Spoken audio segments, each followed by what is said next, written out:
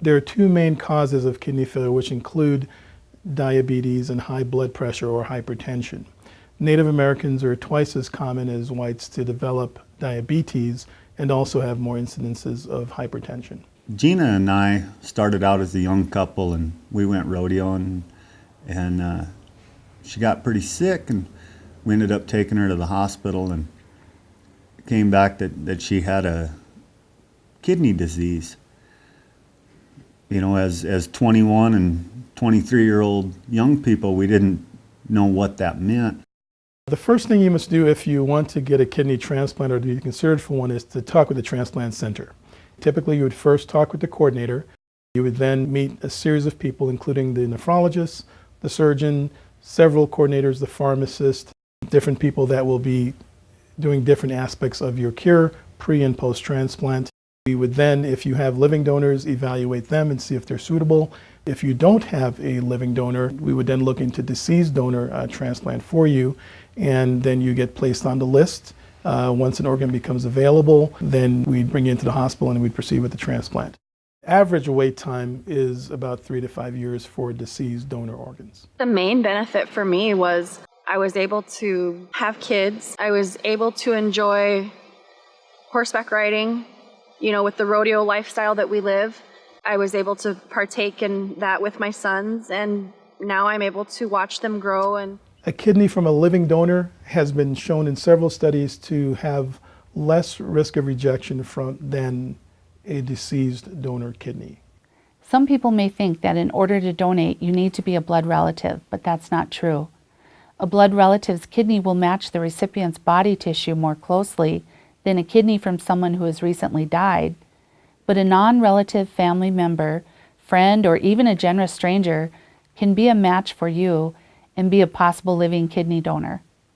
Any reasonably healthy person can be a possible donor, but the only way to know if they are eligible and a good match for you is to be evaluated. A close match between the tissues of the donor and the recipient makes it more likely that the recipient's body will accept the donated kidney. Donors have to think about that they can expect to live a healthy, normal life after the transplant takes place. But it's still a decision that needs to be carefully thought through when they're going through the actual donation evaluation and the actual transplant process. The donor has a medical team and the recipient has a medical team, and they're separate. And it's good to know that the donor can stop the process at any time if they should change their mind.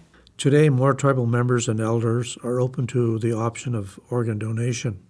However, faith and spiritual beliefs may weigh heavily on your decision whether to donate or receive a kidney. I believe that our views have been changed for the younger group of people that exist here that are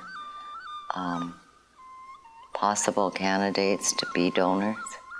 And I believe that of our native culture that we're helpers, we're caregivers, and that their views would probably be different today if they were able to keep somebody alive.